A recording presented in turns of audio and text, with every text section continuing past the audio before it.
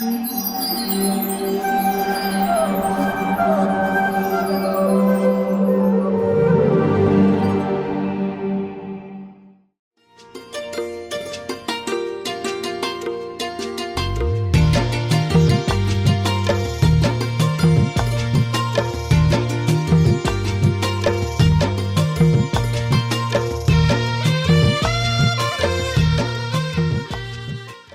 कृष्णा। हमारे कार्यक्रम में आप सभी का हार्दिक स्वागत है। हमारे वक्ता हैं श्रीमान कृष्ण सुदामा प्रभु जी। प्रभु जी का जन्म हरिद्वार में एक वैष्णव परिवार में हुआ। उन्होंने विगन और लेह कॉलेज दिल्ली से ग्राफिक डिजाइनिंग में डिग्री प्राप्त की है।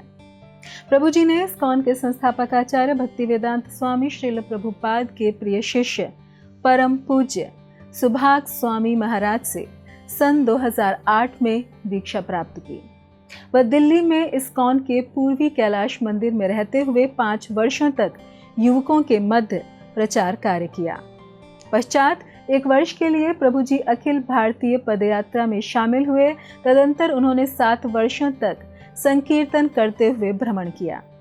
वर्तमान में प्रभु जी विद्यार्थियों के लिए ऑनलाइन कार्यक्रमों का आयोजन करते हैं। तो आइए श्रवण करते हैं श्रीमान कृष्ण सुदामा प्रभु जी के श्रीमुख से। धन्यवाद। हरे कृष्णा। हरे कृष्णा। तो आप सभी का बलराम लीला में फिर से स्वागत है। बलराम जी की दिव्य लीलाएं, और आज हम सुनेंगे किस प्रकार बलराम भगवान कृष्ण और बलराम जी मथुरा का यात्रा किए, कंस का वध किए और मथुरा के अनेक लीलाएं चर्चा करेंगे। तो जब कृष्ण और बलराम वृंदावन में हंसी खुशी खेल रहे थे अपने ग्वाल बाल सखाओं के साथ, दूसरी ओर कंस को बड़ा चिंता हो रही थी कि मेरा काल, देवकी और वसुदेव का 8वां पुत्र का अभी तक पता नहीं लगा है।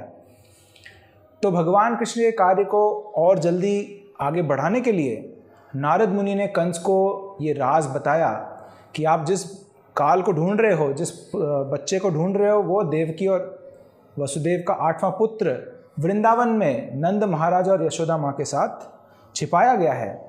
तो आप शीघ्र से आयोजन कीजिए किस प्रकार आप अपने काल का अंत करोगे। तो कंस ये खबर सुन के बहुत प्रसन्न हुआ, बहुत खुश हुआ और कृष्ण के वध का आयोजन शुरू किया। उन्होंने ये आयोजन किया कि कृष्ण बलराम को वृंदावन से मथुरा बुलाया जाए और मल्ल युद्ध का बहाने उनको मल्लों के हाथ मृत्यु के घाट पहुंचाया जाए। इस कार्य के लिए उन्होंने अक्रूर को चुना, जो कि कृष्ण और बलराम के बहुत करीब थे, परिवार से जुड़े हुए थे, और अक्रूर को बुलाकर ये सारा आयोजन बताया। अक्रूर सुन के एक प्रकार से खुश भी हुए, क्योंकि उन्हें वृंदावन जाके कृष्ण बलराम का दर्शन का मौका मिल रहा है, लेकिन उन्हें यह बुरा भी लगा कि इस गलत कार्य के लिए मुझे चुना गया है, मैं इस पाप कार्य में रत हो जाऊंगा, कृष्ण और बलराम को मारने के साजिश में। लेकिन उनको पूर्ण ज्ञान था कि कृष्ण और बलराम स्वयं भगवान हैं, उनका कोई वध नहीं कर सकता, स्वयं वो बाकी सभी असुरों का वध करेंगे। तो इसलिए बड़े प्रसन्न होकर अक्रूर वृंदावन के लिए प्रस्थान किए, और वृंदावन के रास्ते उन्होंने अनेक सुंदर दृश्य देखे, गोवर्धन पर्वत, और जहाँ जहाँ भगवान कृष्ण और बलराम अपने ग्वाल सखाओं के साथ खेलते थे, यमुना नदी और यमुना किनारे उन्होंने देखा भगवान कृष्ण के चरण चिन्ह जो अलग से ही चमक रहे थे, और उसमें अलग अलग चिन्ह थे, शंख का चिन्ह और वज्र का चिन्ह, पुष्प का चिन्ह, अलग अलग चिन्ह है भगवान के दिव्य चरणों में। तो ये देख के बड़ा प्रसन्न हुए, बहुत आनंदित हुए, और वे अपने सारे कार्य भूल करके, सारे ऐश्वर्यों को भूल करके वे तुरंत जमीन पे लोटपोट हो गए, जमीन को दंडवत किया और उस धूल को अपने माथे पे, पूरे शरीर पे लेप दिया। तो इस प्रकार से यदि हम वृंदावन जाना चाहें तो बहुत विनम्र होके, अपनी सारी उपाधियां, अपने सारे अहंकार को त्याग करके, हमें बहुत विनम्र होके भगवान के निज धाम में प्रवेश करने का मार्ग दिखाया अक्रूर ने। जब अक्रूर वृंदावन पहुँचे तो कृष्ण और बलराम उन्हें बहुत स्वागत किए, उन्हें आदर सत्कार किया, चरण स्पर्श किए, और उसके बाद सभी वृंदावन वासियों ने भी स्वागत किया अक्रूर का। और अक्रूर कृष्ण बलराम को देख के बहुत प्रसन्न हुए, मानो वे एक सोने और चांदी के पहाड़ को देख रहे हों, क्योंकि भगवान कृष्ण पीतांबर वस्त्र पहनते हैं, पीले रंग के हैं, और भगवान बलराम जी का शरीर का रंग बहुत स्वच्छ सफ़ेद, चमकता हुआ सफ़ेद रंग है, और नीलांबर पहनते हैं। तो इस प्रकार बहुत सुंदर दृश्य देखा। घुंघराले बालों के साथ भगवान कृष्ण और बलराम यौवन के पक्के अवस्था में, यानी 15-16 साल के इतने सुंदर बच्चे, एकदम कामदेव को भी मोहित करने वाले। अक्रूर ने बहुत निहारा, उनको बहुत देखा, और उसके बाद ये नंद और यशोदा और सभी ब्रजवासियों को कृष्ण बलराम के साथ ये खबर दिया कि कंस उन्हें मथुरा बुलाए हैं। तो सभी समझ पाए कि कंस इस प्रकार के दुष्ट राजा हैं, और कृष्ण बलराम को कृष्ण बलराम ने स्वागत किया इस प्रस्तावना का कि हमारे माता पिता को इतने सालों से बंदी बनाए हैं और हम जाके पाठ पढ़ाएंगे कंस को। लेकिन बाकी सारे ब्रजवासी बहुत दुखी हुए, खासकर गोपियाँ, जितने माताएं थे और जितने गोपियाँ थी, सहेलियाँ थी, वे बहुत दुखी हुए कि कृष्ण और बलराम हमें छोड़ के मथुरा जाएंगे। तो सभी ग्वालों ने जल्दी तैयारी करने का आयोजन किया, और कंस को कर भी चुकाना था, तो इसलिए नंद महाराज और वृद्ध गोप, जितने बुजुर्ग गोप थे, वे सभी सब कुछ तैयार करके मथुरा की ओर प्रस्थान किए। और यहाँ कृष्ण और बलराम रथ पे बैठ गए, अक्रूर के रथ पे, और मथुरा की ओर जाने का तैयारी कर रहे हैं। इस समय सभी ब्रजवासी, खासकर गोपियाँ, आके उस रथ को रोकने का प्रयास करती हैं और बोलती हैं कि कृष्ण बलराम हमारे जीवन प्राण हैं, हमारे जीवन प्राण को क्यों लेके जा रहे हो। अक्रूर से बहुत क्रोधित थे या बहुत नाराज़ थे कि तुम कृष्ण बलराम को वृंदावन से लेके जा रहे हैं, और कृष्ण को बहुत रोका कि मत जाओ हमें छोड़ के। लेकिन कृष्ण बोले कि बहुत ज़रूरी काम है, मैं जिस कार्य के लिए आया हूँ वो कार्य पूरा करना है, और साथ ही में मेरे माता पिता वहाँ बंदी बने हुए हैं, उनको मुक्ति दिलाना है, और मैं प्रतिज्ञा करता हूँ कि जल्दी से शीघ्र ही उस कार्य को समाप्त करके मैं जल्दी वापस आऊँगा, तुम सबके पास वृंदावन ही लौट के आऊँगा। तो इस प्रकार से बहुत रोकने का प्रयास किया। गोपियाँ यहाँ तक ज़मीन पे लेट गईं, रास्ते को बंद कर दिया कि यदि यहाँ से कृष्ण और बलराम जाएंगे तो हमारे मृत लाशों के ऊपर से जाएंगे, हम जीवित नहीं रह सकते हैं कृष्ण बलराम के बिना। लेकिन भगवान कृष्ण के कार्य है, भगवान कृष्ण जिस कार्य से अवतार लिए थे उस कार्य को भी पूरा करना था, इसलिए वे मथुरा की ओर धीरे धीरे प्रस्थान कर रहे हैं।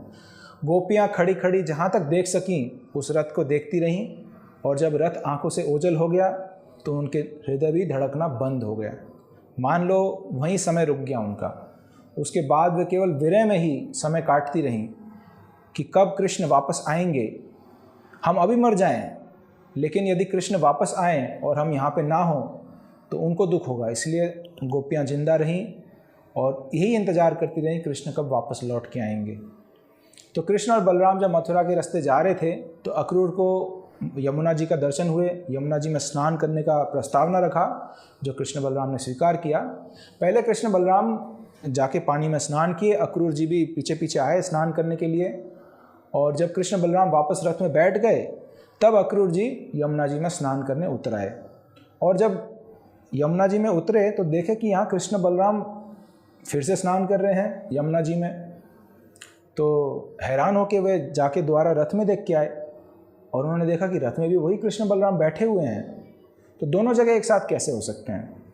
तब वापस वे गए यमुना जी में और वहाँ उन्होंने देखा कि अनंत शेष के ऊपर महाविष्णु लेटे हुए हैं और बहुत प्रसन्नता से स्माइल, बहुत स्मित हंसी के साथ अक्रूर जी का स्वागत किए। और उस समय सभी देवी देवता भी वहाँ पर उपस्थित थे, हाथ जोड़ के खड़े हैं, भगवान विष्णु को नमस्कार कर रहे हैं। सभी वेद स्तुतियाँ भी वहाँ पे वेद स्तुति कर रहे थे। और इस प्रकार से दिव्य दर्शन हुए अक्रूर जी को।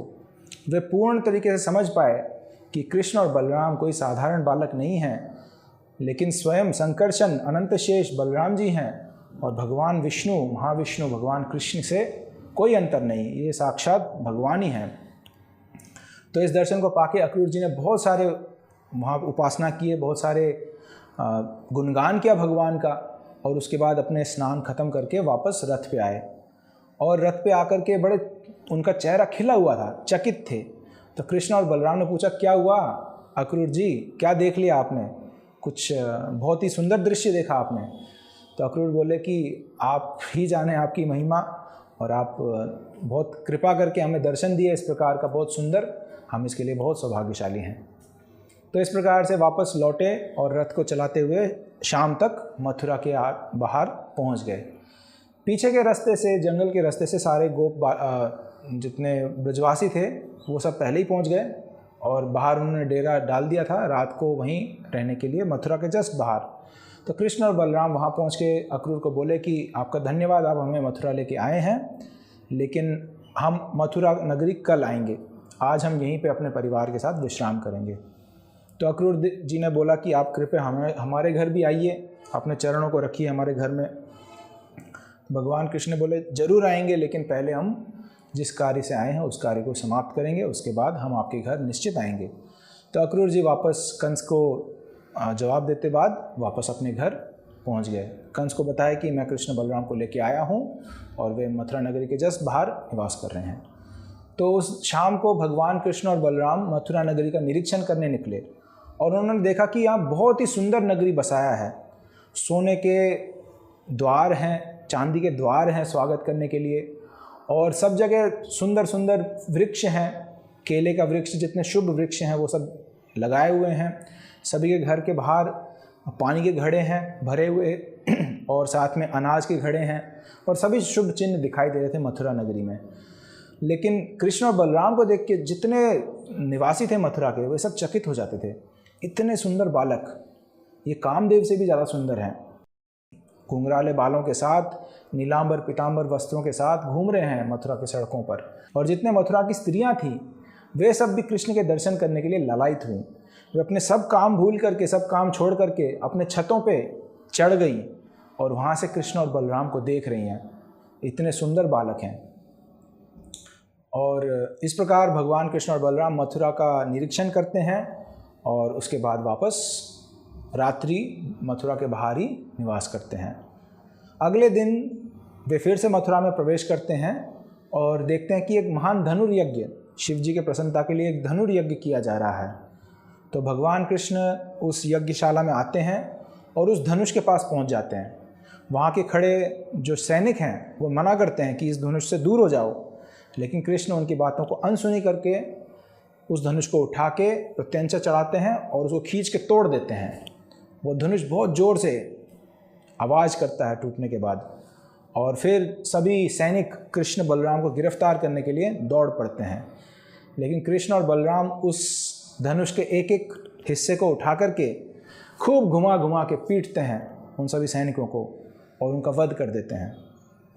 तो ये सब घटनाओं के बाद कंस ने जब सुना किस प्रकार इस बालक ने, छोटे से बालक ने धनुष तोड़ दिया और मेरे सारे सैनिकों को मार दिया, तो कंस का भय और बढ़ गया। वे समझ पाए कि यही मेरा काल है।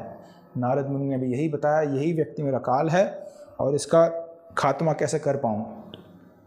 कृष्ण और बलराम वापस लौट करके सो गए आराम से, लेकिन कंस को रात को नींद नहीं आ रही। उनका पसीना छूट रहा है, उन्हें भय लग रहा है मृत्यु से। और जब वे सो गए तब कंस को बहुत बुरे सपने आने लगे, ऐसे ऐसे सपने जिससे पता चलता है कि अभी मृत्यु होने वाली है।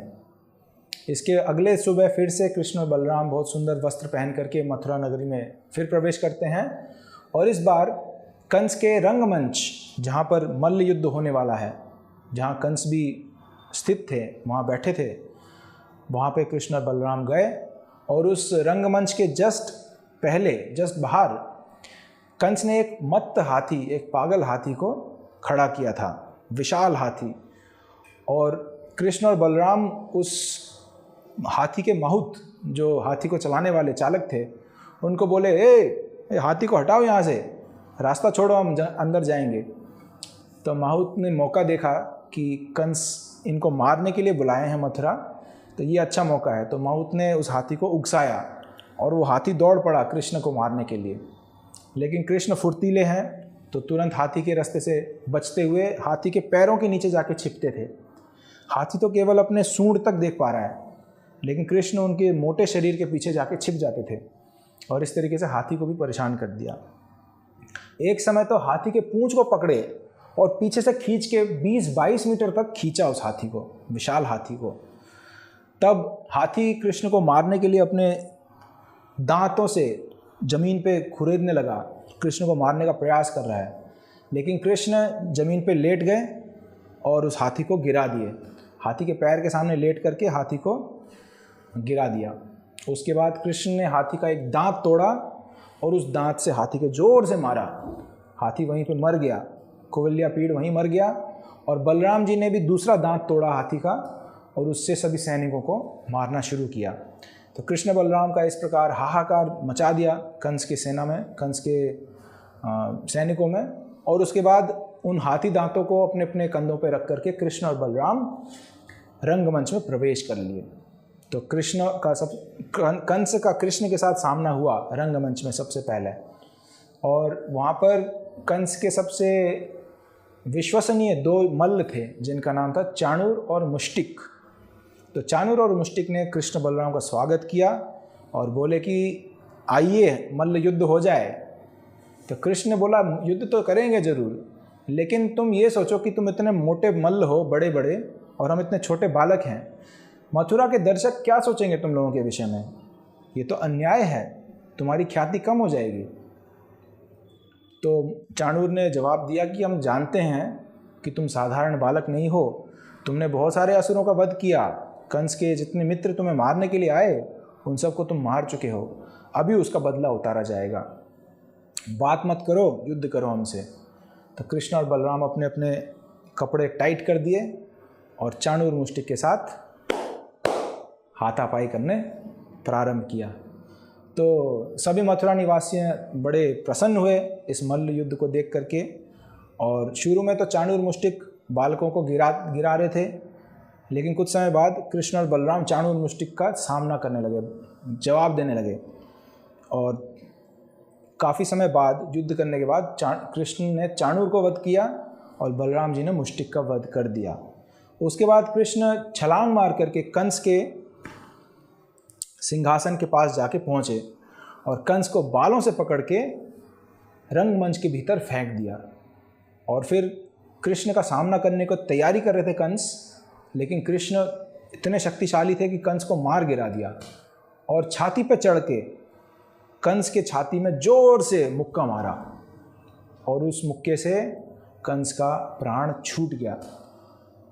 लेकिन क्योंकि कृष्ण के हाथों कृष्ण का दर्शन करते हुए उनके प्राण छूटे, तो उन्हें सारूप्य मुक्ति मिला, भगवान कृष्ण जैसे, भगवान विष्णु जैसे रूप मिला उनको, चतुर्भुज रूप, और वो वैकुंठ में चले गए। तो ये महिमा है भगवान कृष्ण की। भगवान किसी का बुरा नहीं करते हैं, यदि किसी असुर का वध भी करते हैं तो उसका उद्धार हो जाता है, उसे मुक्ति प्राप्त हो जाती है, सभी पापों से मुक्त हो जाता है वो। तो इस प्रकार से कृष्ण सर्व मंगलमय हैं, कृष्ण और बलराम जी। इस घटना के बाद कृष्ण और बलराम से बहुत कंस के 8 और भाई थे जो बहुत क्रोधित हुए जब कंस का वध हुआ। और कंस को मृत दिखाने के लिए भगवान कृष्ण सभी को आश्वासित करने के लिए कि कंस मारा जा चुका है, कंस को बालों से घसीटते हुए पूरे रंगमंच में चारों तरफ सभी को दिखाए। तो इतने में 8 भाई गुस्से होके आए और कृष्ण बलराम को मारने का प्रयास किया। कृष्ण की इच्छा नहीं थी कि इन 8 को मारा जाए खुद अपने हाथों से, क्योंकि ये सभी जो हैं देवकी के भाई रूप थे। कंस और जितने भाई थे वो देवकी के भी भाई थे, तो अपने ही मामा के वध करने का भागीदार नहीं होना चाहते थे। तो इसीलिए बलराम जी ने ये कार्य उठाया। बलराम जी ने इन 8 के साथ युद्ध किया और 8 को मार दिया। और उसके बाद कृष्ण बलराम दोनों जाके वसुदेव और देवकी को कंस के कारागार से मुक्त कर दिए, उनके हथकड़ियों को उतारे और उन्हें गले मिलाए। शुरू में तो देवकी वसुदेव कृष्ण को भगवान के रूप में देख रहे थे, ऐश्वर्य ज्ञान के रूप में कि ये साक्षात भगवान है, इसलिए वे भयभीत थे, उनका प्रेम नहीं उमड़ रहा था, वे प्रार्थना कर रहे थे।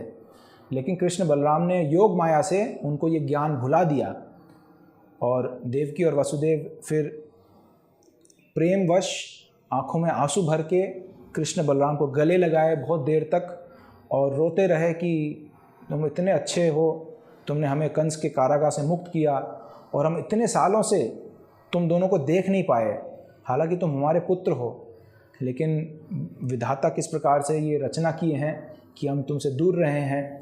इसी प्रकार से कृष्ण और बलराम ने माफ़ी मांगा अपने माता पिता से कि हम आपकी कोई सेवा नहीं कर पाए, हालांकि आपने जन्म दिया, हमें सब कुछ दिया आपने, लेकिन हम आपसे दूर रहे, आपकी सेवा कुछ कर नहीं पाए।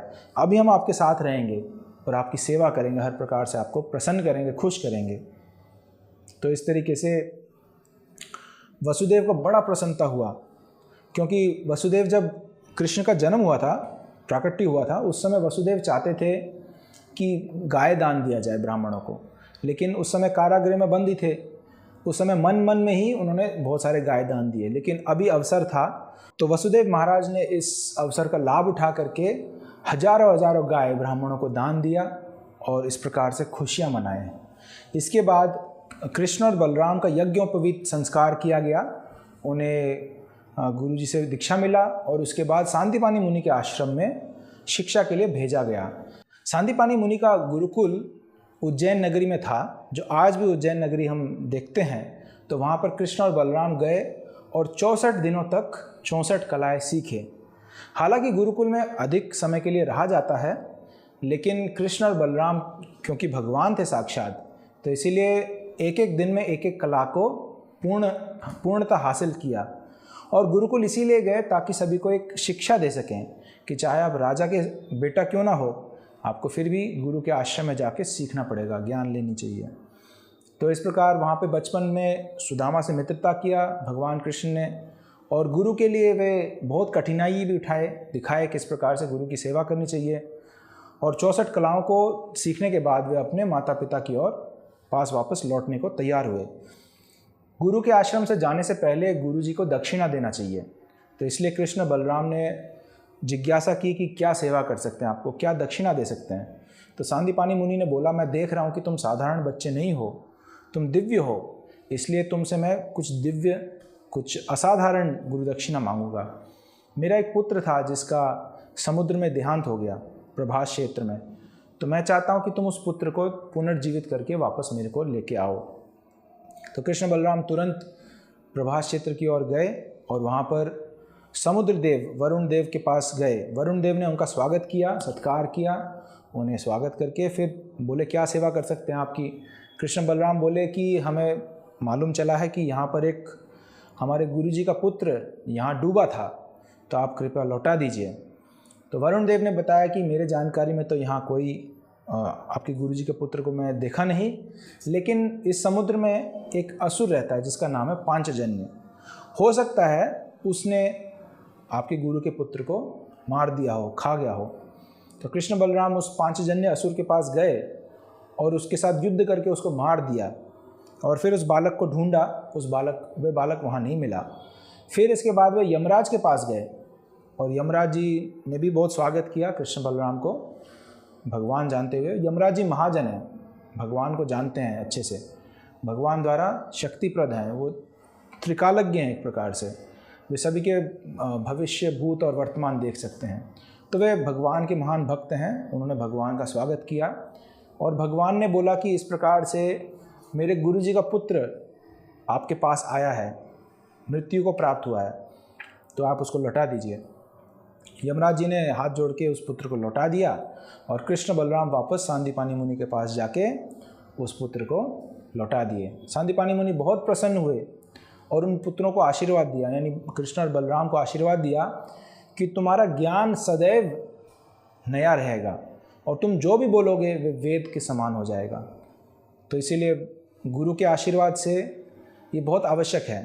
तब भगवान कृष्ण की जो भगवत गीता है वो सदैव नया प्रतीत होता है, सदैव, और वेदों का सार है। हालांकि स्वयं भगवान कृष्ण ही भगवान हैं, सब जानते ही हैं, लेकिन इस प्रकार से दिखा रहे हैं कि गुरु की महिमा क्या है, गुरु के आशीर्वाद की क्या शक्ति है।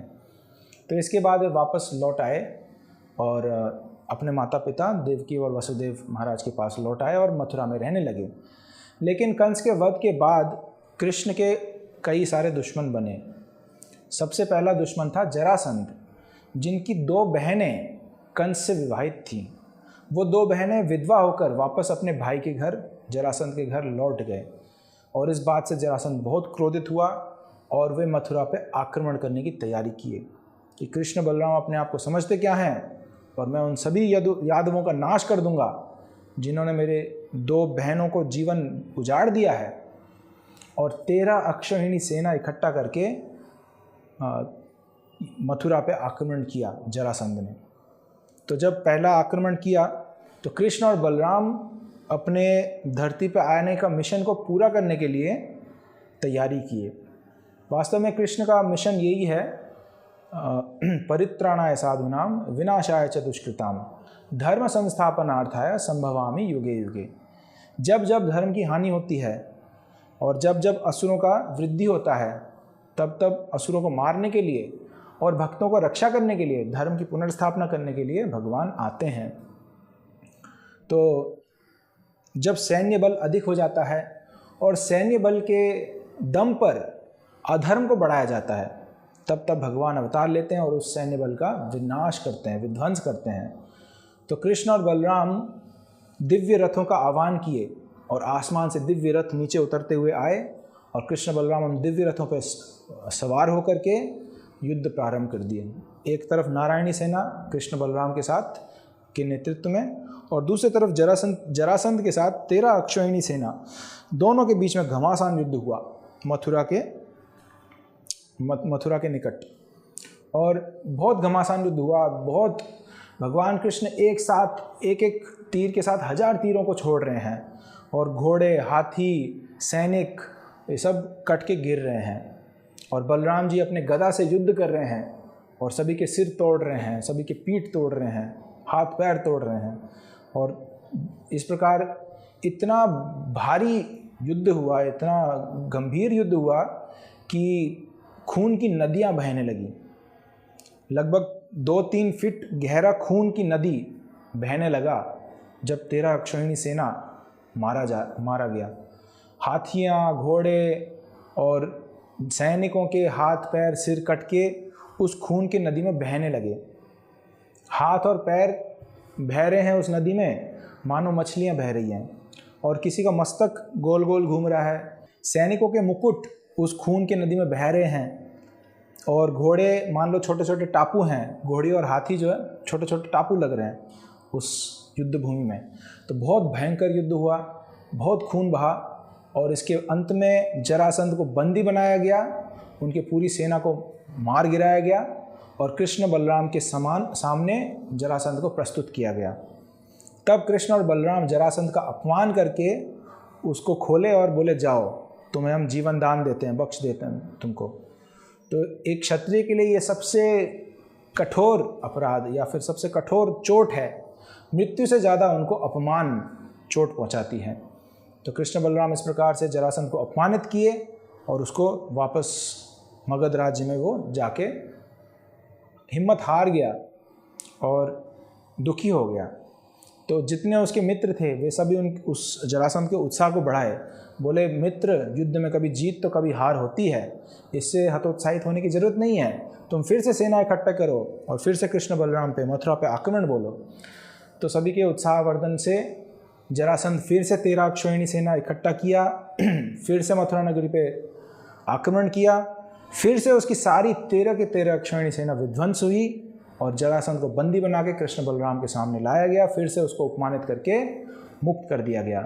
तो ये 1 नहीं, 2 नहीं, 5 नहीं, 10 नहीं, 17 बार इस प्रकार से जरासंध ने 13 अक्षौहिणी सेना लेकर के कृष्ण बलराम पे आक्रमण किया और 17 बार हरा के उनको लज्जा के साथ वापस भेज दिया गया।